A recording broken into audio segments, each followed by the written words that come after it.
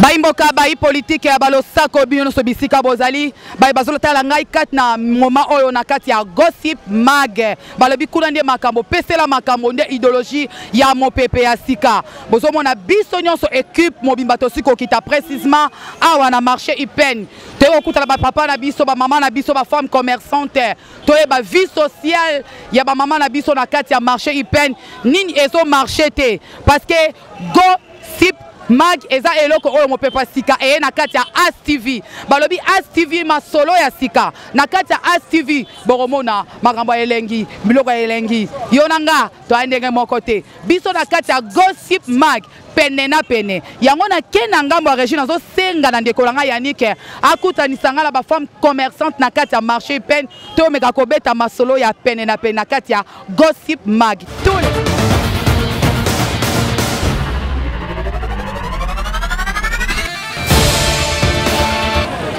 Kalai ngangu kalai tekniki na kati ya kapitala ya Kinshasa eza ya koinda mambu isobele awa tosili kozwa mama na kati ya marché Ipen bipai wapi vie sociale ya awa match eza mabe oyo baswahili baloba buchafu na buchafu botala bino moko degré ya population bazo souffrir na kati ya mboka na bango moko koteka ekoma obe na mabele mama akima mesa pamba te kuna marché zalaka nango te a préféré kutu atia na ye mwa mesa to bassin na ye na se ya mabele pamba te ba client ba koma na bango kosomba ka biloko oyo ezalaka nango na se ya mabele oyo ba mama babengaka lokota bwaka na yango ba mama na kati na commune ya marché oyo babengi marché Ipen balalaki te bazalaki wana pona koloba kotalisa bakonzi ya mboka ndenge bazo souffrir na propre mboka na bango koteka kutu ezalaka mabe boyoka ba femme combattante ba femme commerçante oyo balelaki na kati ya micro gossip mag marché nini marché Ipen tokuti ya basoso eza 4500 men ndingi se kwera ke basoso 1500 ya solo bon tote ya so 4500 karapo ndenge wana po bongo na maboko bato ezala yango te yango tote ka na po so tie so 6000 7000 ba osoma la bango te yango to weli saka ba 4500 ba 5000 et bongo difficulté ni bozala yango awa na kati ya marché Ipen difficulté tozala yango ka ya mbongo na maboko bato ezala yango te pe biloko eleki cher yango wana tozana posa ke biloko ezala pra bien biso pe toteka na pra bien po clientèle ekota pe malamu vie sociale na marché na biso ya Ipen eza très difficile pour na nini soki otali bokotalisa nano cameraman tozo vivre na balabala lelo soki mutuka esili frein kota la police ezoki komema bamama ebele epi nyonso ekolata biso bavandeur te ekolata nde leta na ndenge ya mabe te mais epi soki otali bamama nyonso baza libanda baza na bamesa na kati oyo na kati kuna bamesa soki okoti na kati esi epikala bato baza te bakima donc marché bawenze nyonso marché ekoma kaka libanda leta asala effort ya kozongisa bamama na kati ya bawenze marché Ipen nzambe vraiment zoyoka biso biloko tozosombeleki cher toteka mbongo ezomonana te mbongo mpe ekokana te donc toza na pasi koteka eza lisu ndenge tozalaki te siko changement koti biloko eleki cher tozoteka mbongo ezokokana te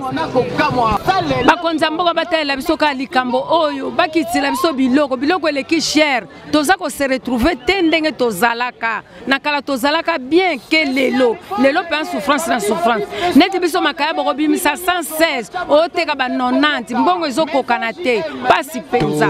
tozo reketeka pour bamama azonyokama place akoteka pena comme tel ezate tokosinga na bakonzi ya mboka baloko longo place ya bien batia bamama po bazala l'aise po baotangisa bana ka awa baolesa bandako kaka esika baluka yango ba 100 francs oyo bososo place akoteka ezate eza bato nyonso te esengeli ka babunga na vie na nzela ya misala ya bakompagnie mpe na ndenge nini oyo mpe ezaka mosala tosenga na bakonzi ya mboka loba mingi eza te bato badispense bamama bato yango place ya bien batonga yango bawenza kitoko batonga yango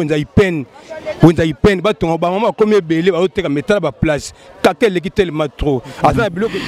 Et bongo ba shayar batikala ki simate balobi ngai nakangi nanga kifunda na landi nanga gossip mag pona loba. Pesila elengi na kati ya gossip mag. Awande solution bango kuna balali bango pe baloba ki na kati ya micro gossip mag. Chez Ipen koko soni ni bozana yango awa. Ba koko seza na Ipen awa ezande pona mamba koteka. Talaka yo monde tuzanga na teka na kalikata nzela.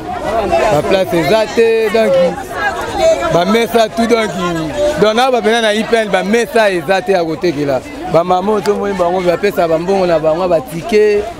Ba salongo chaque jour nzamba sa to pesa mbongo. Mais ba place pena o ezaki poto zala to teka ezate. Yango moni ke to aka na nzela so mutu ke to bendi to che mupandi so mutu ke to zongi ka ndengwana ba place ezate. Et bon côté la police comme ba tracasserie ba sala rangote pa na bino. Bon tracasserie pena comme tel awa ngala mona ngote. Nga mona ka ba Jean l'état ba yaka ko twa mbongo na bangwa ticket a salongo en plus na ba célébrité nde ba yaka to pesa ka mais tracasserie ba soda pena bonga mona na ngate loba ke bo bundi bo swani wande ba intervention mais o etali ke tracasserie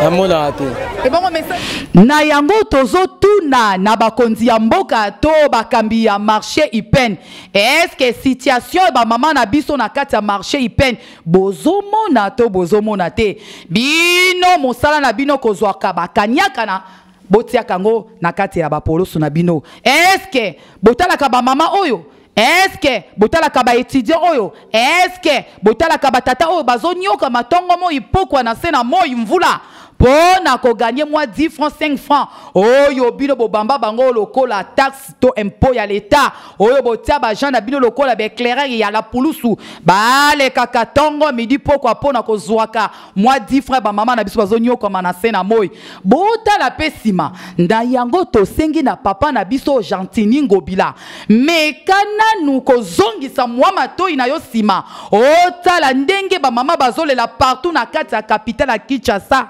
To yebite o eske oyoka kate oyoka kate mato ina yo eza ko fungwa mato eza ko fungwa mate awa penza na marché Ipen match eza buchafu.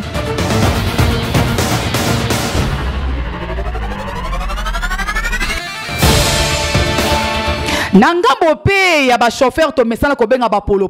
vitesse diminue moi muke boyo bala ngo batata na biso ya kalasera kine malebo kini Kinshasa tala ndenge bango pe balela ki mbango na kati ya micro ya magazine Gossip Mag. Tracasserie liboso bazwa ba gens en tenue civile soit disant ba autorisation de transport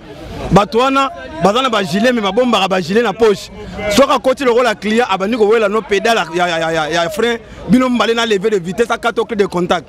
baza ebele o bazaki ba maître volontaire bangona ba komi ba agent transport bazana carte té ba gens ba rosa mi balé mais ba atam sur 20 30 chaque carrefour to kitaka ba vite traité le roi to na ngambo mutu mutu ka solo dans papier oyo seka dans mikanda nyonso avozo papier faut dans identification autorisation de transport pose en papier mais toza nango bakanga biso kaka ato la kisi mikanda ato sombi kitance oyo ba okango kaka nde souffrance to onyo kama na Ipen yango to le message no soka annoncer la bakonzi ya mboka na biso ministre transport Ngokoso apesaka bango besa ta ya 2 semaines une semaine pour biso to respirer sans cela to souffrir besa banaka te a lancer te nde za boy kala mingi te ba mota mona mabenda bambasu ba to so bapine.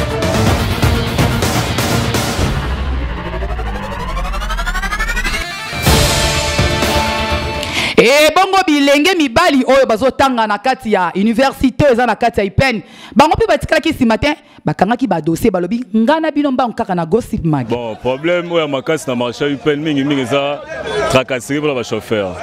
En tout cas ba roulage ba tshela biso ala Ipen awa ba sala musala bango lolenge longo banite.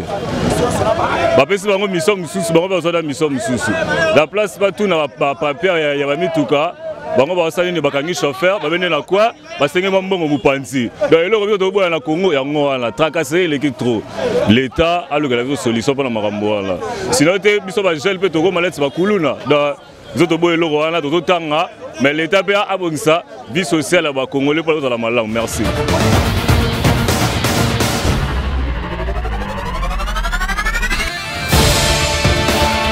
bawe wape bataki ka mvumu toniata luvumu bango pe bayaki mbangu balubi mama ezande likambo tozo beta sete na likambo etali tracasserie côté ya baroulage bakoma na bango na ba clé de contact ya ndenge na ndenge ya talo na talo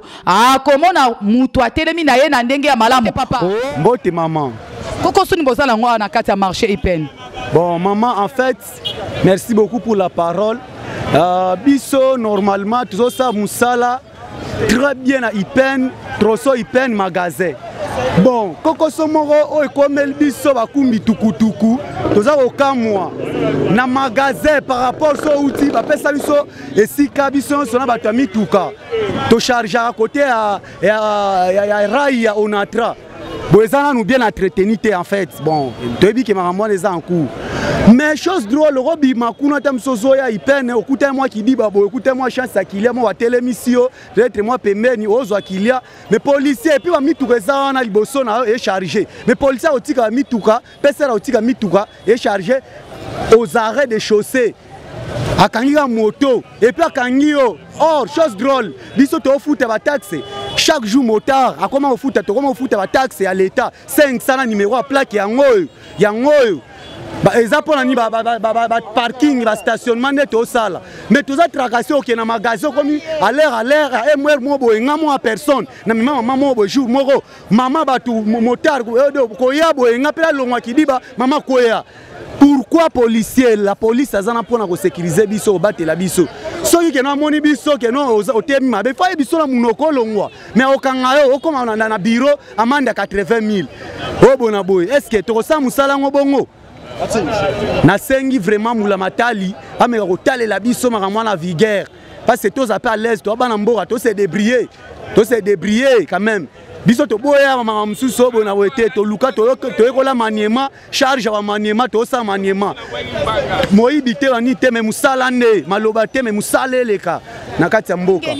yango biso na kati ya Gossip Mag to mesana koloba biso na bino pene na pene biso na bino pene na pene awa macheza wow.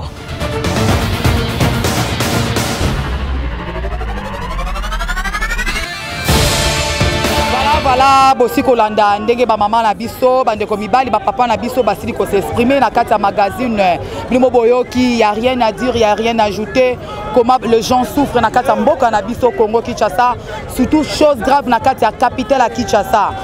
Bato bazole malamu te, bato tanga na eta moko malamu te, banzela eza vraiment ya malamu te, difficulté vraiment ya makasi eza na kati ya marché UPN. Biso ça na bango vraiment eza buchafu oyo baswahili baloba. Batala ba mesa te, difficulté liboso bazala ngo yango ba mama batiki na kati batiki ba oteka libana la banzela parce que bazala ba mesa te. Congo na biso to komi wapi to sunga ba mama oyo. Ba imboka ba politique bozo mona ndenge musala zo sala machitoko toujours na kati ya Gossip Mag makamba kitoko elongo na tata na biso Aristote Banza musala kitoko toujours na kati ya Adonai Info TV na lobani to lobato lobate. To zo ko ba toujours ko sala musala so kitoko elongo na Gossip Mag. Merci ceux qui étaient derrière la caméra na zomo na bande ko nangai ko banana Yannick yeboka baksa point et pourquoi pas na Aristote Banza mona mobala boyeni mafuta ya hydroquinone ngana bino tozoka bona awa soso mobali ya kolela te yo si wanga na kingai ngana yo sema dule bana kini bana braza boko misanga sema loso donc comme ça no chena sema loso toleka